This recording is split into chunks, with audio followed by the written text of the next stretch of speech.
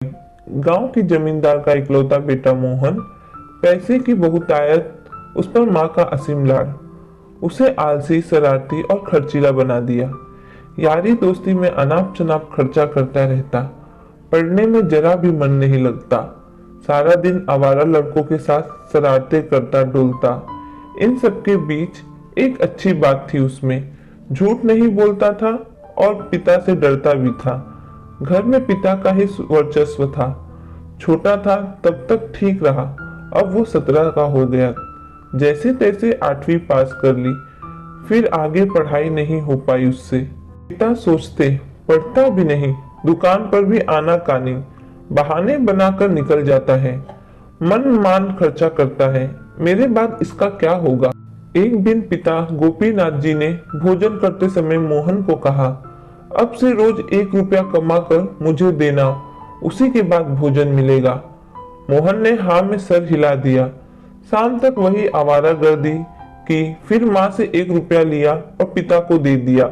उन्होंने रुपया हाथ में लिया और कहा, कुएं में डाला, और वो तुरंत कुएं में डाल आया। इस तरह 1 माह बीत गया।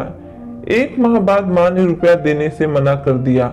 अब क्या करे मोहन, बस अड्डे गया, किसी का सामान सर पर उठाकर बस में चढ़ाया, तब उसे 1 रुपया मिला। रोज की तरह उस शाम भी पिता को रुपया थमाया। पिता ने वही कहा, कुएं में डाला। उस दिन कुएं की तरफ उसके पांव नहीं बढ़े। वो बार बार गर्दन सहलाता और रुपयों को देखता। पिता के बार बार कहने पर रो पड़ा और बोला, इस रुपये को कमाने के लिए बोझा उठाया, मेहनत की, गर्दन अभी भी दुख रही है, और आप कह रहे हैं कुएं में डाला। नहीं डालूंगा, कहकर रुपया कसकर मुट्ठी में बंद कर लिया और सुबकने लगा।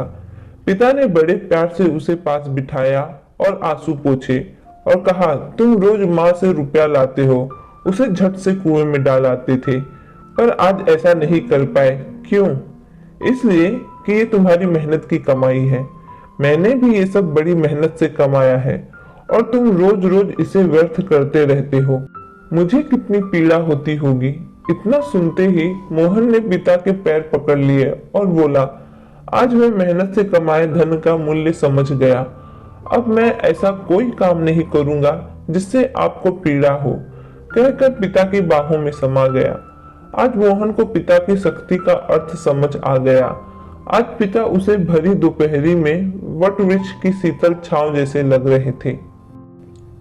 अगर आपको ये कहानी अच्छी लगी तो कहानी को लाइक और शेयर कीजिए, और चैनल को सब्सक्राइब करना ना भूलना। धन्यवाद।